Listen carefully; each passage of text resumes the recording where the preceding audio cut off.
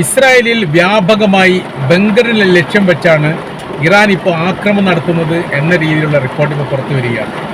ഏറെക്കുറെ ഇസ്രായേൽ ഭരണാധികാരികൾ ബങ്കറിലാണ് ഇപ്പോൾ അഭയം തേടിയിരിക്കുന്നത്. പുറത്ത് ഒരു ഭാഗത്തും രക്ഷയില്ലാത്ത വിധം അതികഠിനമായിരിക്കുന്ന ആക്രമണ പരമ്പര തന്നെയാണ് ഇസ്രായേലിനെ കേന്ദ്രീകരിച്ചുകൊണ്ട് ഇറാൻ നടത്തുന്നത്.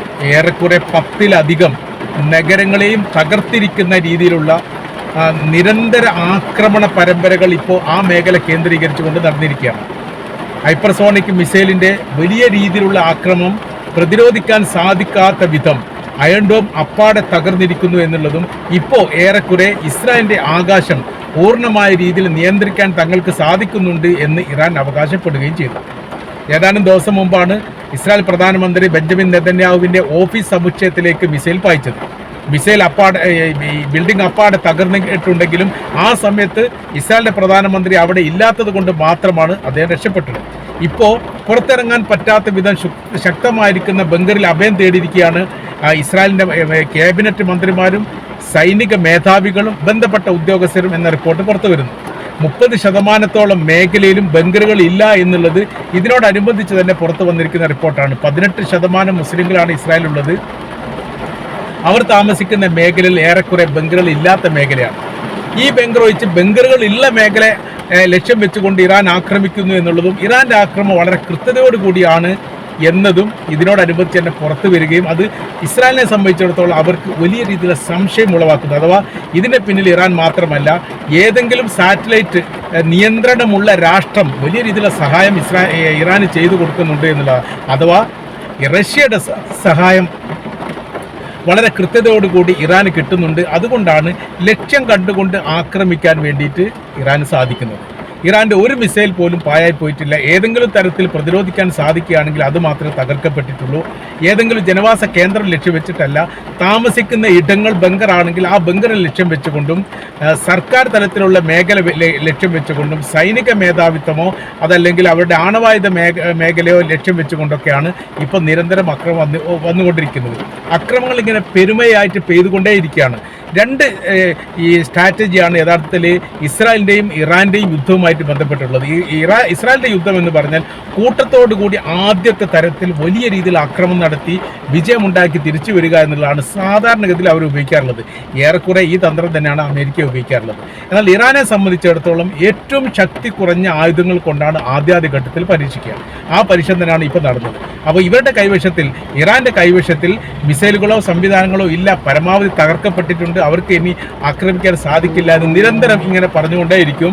അത് അമേരിക്കയും പറയും, അതോടൊപ്പം തന്നെ ഇസ്രായേലും പറയും.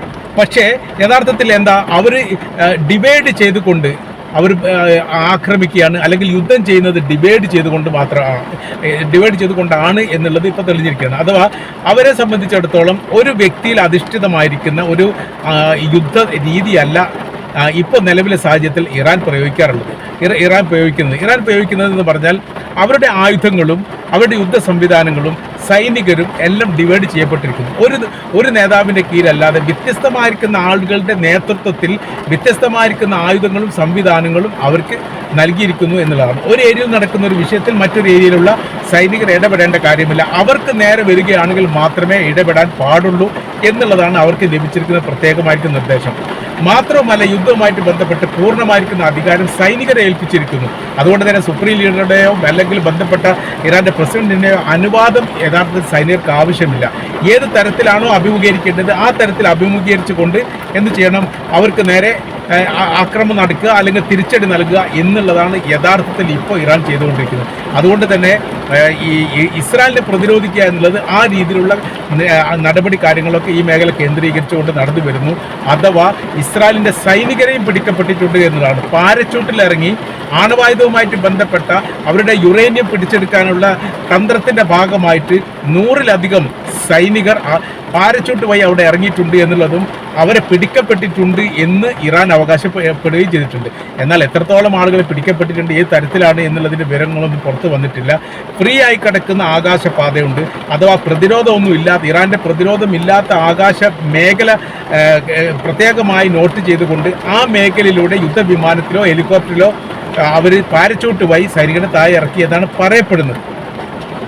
നല്ലൊരു ശതമാനം ഈ അമേരിക്കയുടെ സൈനികരും അതോടൊപ്പം തന്നെ ഇസ്രായേലിലെ സൈനികരും ഇപ്പോൾ നിലവിലെ സാഹചര്യത്തിൽ ഇറാന്റെ കൈവശത്തിലുണ്ട്. ഇത് വിലപേശാൻ വേണ്ടി ഭാവിയിൽ അവർ ഉപയോഗിക്കുമെന്ന് അമേരിക്ക സംശയിക്കുന്നു. പക്ഷേ അമേരിക്കയുടെ സൈനികർ ഉണ്ട് എന്നുള്ള കാര്യം ഇപ്പോൾ അമേരിക്ക സ്ഥിരീകരിച്ചിട്ടില്ല. അത് കളവാണ് പറയുന്നത്.